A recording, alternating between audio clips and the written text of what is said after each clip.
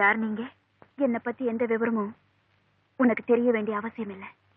ஆத்திரத்தை கொட்டாம அமைதியா பேசினா ஒருத்தர் புரிஞ்சுக்கலாம்னு நினைக்கிறேன்.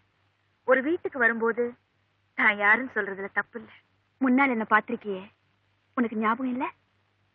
அதிகமா பொம்பளைங்களை நான் ஞாபகம் வச்சுக்கிறது இல்லை. ஆம்பளைங்க என் நினைவுல நிக்கிறதும் இல்லை. அடையாளத்தை நான் மறந்திருந்தாலும் உங்க விவரத்தை சொல்றதுல தப்பு இல்லைன்னு நினைச்சீங்கன்னா தாராளமா சொல்லலாம். அவருங்க? எவர்? ராஜா. எந்த ராஜா? எத்தனை ராஜா இங்க வராங்க? ஆசையை தீர்த்துக்கிட்டு அதுக்காக சன்மானத்தை கொடுத்துட்டு போறாங்களே, அத்தனை பேரும் எனக்கு ராஜா தான். உனக்கு வர வாடிக்கை ராஜாவெல்லாம் பத்தி நான் கேட்கல. இந்த நரகத்தை சொர்க்கமா நினைச்சு உன்னை என்னமோ தேவதையா மதிச்சு உன்னோட ராப்பகலா குடிச்சு கும்மாளம் போடுறாரே, அந்த புத்தி கெட்ட ராஜசேகர், அந்த ராஜா. அவர்தான் இங்கன்னு கேக்குறேன். பக்தர்கள் பூஜை நடத்த விரும்பும் போதுதான் வருவாங்க. அதான் எப்போ? நேரம் வரும்போது. அந்த நேரம் எப்போ? ஒவ்வொருத்தருக்கும் ஒவ்வொரு நேரம். சில பேருக்கு கால நேர பூஜை பிடிக்கும், சில பேருக்கு சாயந்தரம், ரொம்ப பேருக்கு ராத்திரி பூஜை தான் ரொம்ப பிடிக்கும். பக்தி பிரவாகத்துல அன்னாட தீர்த்தத்தோட வர பக்தர்களுக்கு நேரம் ஏது, காலம் ஏது? ஓ, இன்னைக்கு யாரு? ராஜாவை தான் பிக்ஸ் பண்ணிருக்கியா? தெருவுல போறவங்கள வான்னு கூப்பிட நான் ஒண்ணு மூர் மார்க்கெட் நடத்தல.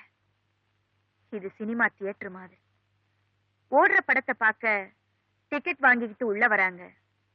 ஓஹோன்னு ரசிச்சாங்கன்னா திரும்ப திரும்ப வருவாங்க. அவ்வளவுதான். யாரையும் வற்புறுத்தி தியேட்டருக்கு படம் பார்க்க வாங்கன்னு சொல்றது இல்லை. அப்ப வரவங்க சொந்தமாவே ரசிக்க வராங்க, இங்க இருக்கிறவங்க அதுக்கு டிக்கெட் வசூலிக்கிறாங்க, அப்படித்தானே? உன் டிக்கெட் ரேட் எவ்வளவு? அது கிளாஸை பொறுத்து இருக்கு. High class, first class, second class. ராஜாவோட கிளாஸ் இது. அவர் எந்த ரேட்டை கொடுத்து உன்னை ரசிக்கிறாரு அது சொல்லு. அவர் இந்த தியேட்டருக்கே வராம இருக்கிறதுக்கு நீ உன் ரசிகனுக்கு என்ன நஷ்ட ஈடு கேட்கிற அதையும் சொல்லு. அந்த பணத்தோட நான் தயாரா வந்திருக்கேன். எவ்வளவு கொண்டு வந்திருக்கீங்க? 25,000 ரூபாய். போதுமா? அப்போ ராஜாவை நீங்க விலைக்கு வாங்க வந்திருக்கீங்க. விலை கேட்கிற கடை தானே இது. இதுல நான் என்ன விவகாரமா பண்ண முடியும்? பணத்தை கொடுக்குற, ராஜாவை திருப்பி அனுப்பிடு.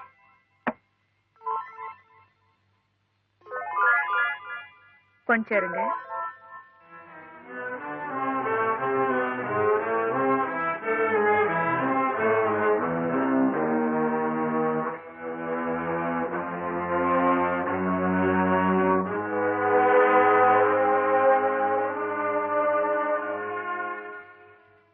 இந்தாங்க. இதுல மொத்தம் 50,000 ரூபாய் இருக்கு. இங்க நீங்க வராம இருக்கிறதுக்கு இது போதுமா? இன்னும் வேணுமா? என்ன விளையாடுற? இது விளையாட்டு இல்ல. வியாபாரத்துல ஒருத்தரையே வாங்க நம்ம 2 பேரும் போட்டி போடுறோம். உங்களுக்கும் அவர் தேவை, எனக்கும் அவர் தேவை. உங்க விலை 25,000 ரூபாய், என் விலை 50,000 ரூபாய். எப்பவுமே அதிகமா விலை கொடுக்கறவங்களுக்கு தான் பொருள் சொந்தம். இதோ பாருங்க, நீங்க கொண்டு வந்த பணம் உங்க அப்பா சம்பாதிச்சதோ இல்ல உங்க அண்ணன் சம்பாதிச்சதோ, ஆனா இது நானே சம்பாதிச்ச பணம். என் சதைய புழிஞ்சி என்ன பொண்ணா நினைக்காம புரட்டி புரட்டி எடுத்தாங்களே, அந்த வெறி பிடிச்ச பெரியவங்க கொடுத்த பணம். அவங்க கொடுக்கிற ஆதரவு தான் உன்னை இவ்வளவு தைரியமா பேச சொல்லுதுல்ல. ஒரு இதயம் கெட்ட மனுஷனை நம்பி இவ்வளவு தூரம் வந்தேன் பாரு. என்ன சொல்றேன்? அந்த ஆள் இனிமே எங்க சுத்தினா எனக்கு என்ன, எவ்வளோட இருந்தா எனக்கு என்ன? அவரை என்ன தூக்கி எறிஞ்சிட்ட போது எனக்கும் தூக்கி எறியறதுக்கு மானம் இருக்கு, ரோஷம் இருக்கு. இது பாரு, ஒண்ணு மட்டும் சொல்றேன். என் ஆசைக்காக சுத்தி சுத்தி வந்து இப்ப என்ன குப்பையா எடுத்து தெரிஞ்சாரே, அதே மாதிரி உனக்கு அவர் குட் பை சொல்றதுக்கு ரொம்ப நாள் ஆகாது. உனக்கு என்ன, வந்தவன் யாருன்னு விசாரிக்கிறவளா, போறவன் யாருன்னு கவலைப்படுறவளா? இந்த ராஜா இல்லைன்னா இன்னொரு மந்திரி வர போறான். ஆசைக்கு பொண்ணை மாத்திரணும், காசு காண மாத்திரணும் பொருத்தமா செஞ்சிருக்கீங்க. கரெக்ட், சரியான ஜோடி. என்ன வேணா சொல்லுங்க, அவரை அலட்சியப்படுத்துனீங்க. அவரா? அப்படி என்ன ராஜா உனக்கு? தெய்வம். ஆமா, அவர் ஒரு பெரிய தெய்வம். இவ மலருக்கு மலர் தேன் குடிக்க போற இவங்க எல்லாம் தெய்வமா? மலர்னு சொன்னீங்களே, அந்த வார்த்தையை மறந்துடாதீங்க. தான் ஆசைப்பட்ட அந்த மலர் தவறி புழுதியில விழுந்து மண்ணோட மண்ணாயிடக்கூடாதுன்னு தான் அவர் பாடுபடுறாரு. அவர் என்ன நாடி வர்றதுக்கும் உங்களை விட்டு விலகி ஓடுறதுக்கும் நிச்சயமா சத்தியமா ஒரு காரணம் இருக்கு. அப்படி என்ன காரணம் சொல்லு, என்ன காரணம்? தேவி அவர் உங்க கல்யாணம் பண்ணா என்ன அவகிட்ட வளரிட்டு இருக்க? இல்லைங்க இவங்க அவளை யாரு உள்ள விட்டது? நானா தான் வந்தேன். அதான் ஏன் வந்தேன்னு கேட்கல. ஏன் வரக்கூடாதா? நிம்மதிக்காக அவன் ஒரு இடத்த தேடி போவான். அந்த இடம் எதுன்னு தேடி கண்டுபிடிச்சு துப்பறிஞ்சு அவனை தொந்தரவு பண்றது முட்டாள்தனம். மனசு பறி கொடுத்தவ தேடித்தான் வருவா. அது தப்பில்லைன்னு நினைக்கணுமே தவிர ஏன் வந்தேன்னு கேட்டு அவன் மனசு உடைச்சா அது அதை விட முட்டாள்தனம். Bravo Bravo. மனச பத்தி நீ பேசுறியா? மனசுனா என்னன்னு அர்த்தம் புரிஞ்சவங்க அதை பத்தி பேசினா அதை நான் ஒத்துக்குவேன். ஆனா அதை பத்தி உனக்கு ஒண்ணுமே தெரியாது. தெரிஞ்சிருந்தா ஆரம்பத்திலேயே என்ன நீ அப்படி தூக்கி அடிச்சிருக்க மாட்டேன். என்னமோ இந்த உலகத்திலேயே நீ தான் பெரிய அழகின்னு உனக்கு எண்ணம். அதனாலதான் ஒவ்வொரு கட்டத்திலையும் நீ உதாசீனப்படுத்துற. உன்னை விட்டா எனக்கு வேற பொண்ணே கிடைக்க மாட்டாடா. உன் அகம்பாவத்தை அடக்கணும், உன்னை அடிமையாக்கணும்னு நினைச்சேன். அதுக்காகத்தான் இவ்வளவு நாடகமும் போட்டேன். என்ன நோகடிச்ச உன்னை ஆசையாலேயே சாகடிக்கணுங்கிற வெறிதான் கல்யாணம் வரைக்கும் அதை கொண்டு வந்தேன். அதுக்காகத்தான் பத்திரிக்கையும் அடிச்சேன். நீ பெருமையில பூரிச்சு நிற்கும் போது உன் தலகணத்தை தரமட்டமாக்கணும்னு நினைச்சேன். அதுக்காகத்தான் முகூர்த்தத்தை நானே தள்ளி போட்டேன். இவ்வளவு வினையும் என் விளையாட்டா செஞ்ச தெரியுமா?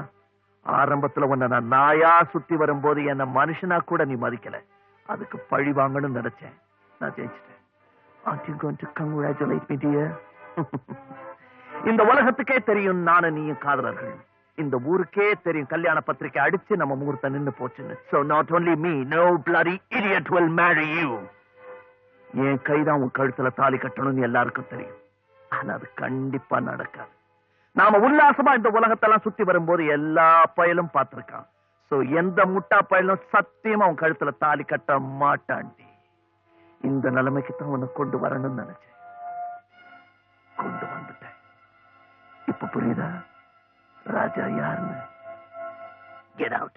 I said get out. Okay. Okay, Mr. Raja.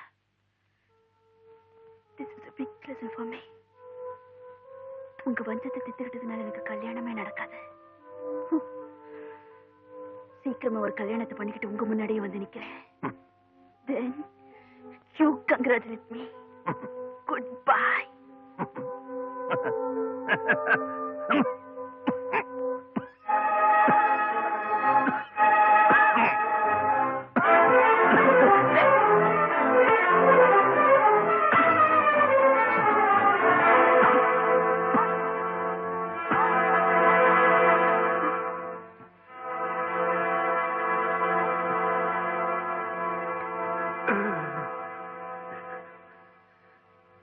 Radha, எனக்கு தேவி மேல கோவம் இல்ல ராதா.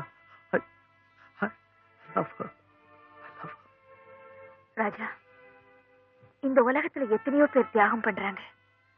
அந்த தியாகத்துல சுயநலம் இருக்கும், விளம்பரம் இருக்கும்.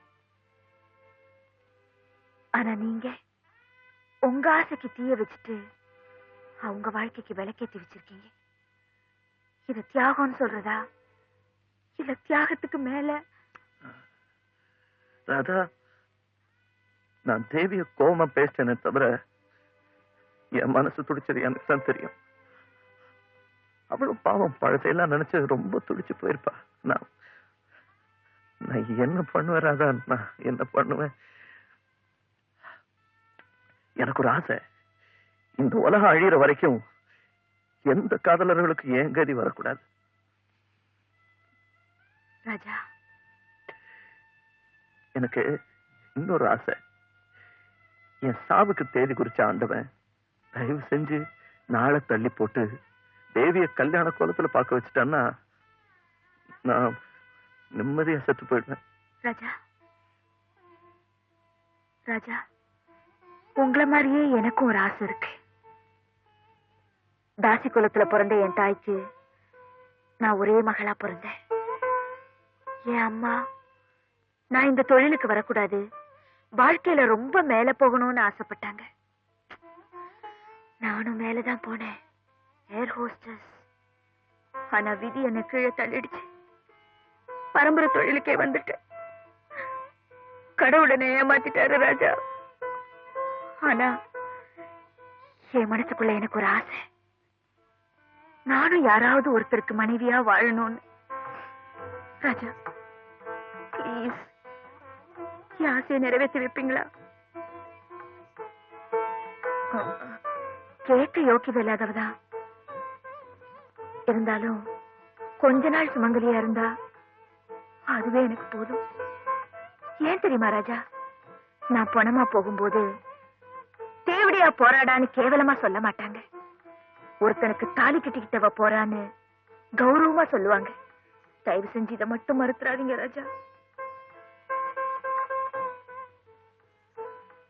எந்த பாவத்துக்காக எனக்கு இந்த வியாதி வந்ததோ தெரியல. ஆனா அதுக்கு பிராயச்சித்தமா உன் கழுத்துல தாலி கட்டுறதுல தப்பே இல்லை.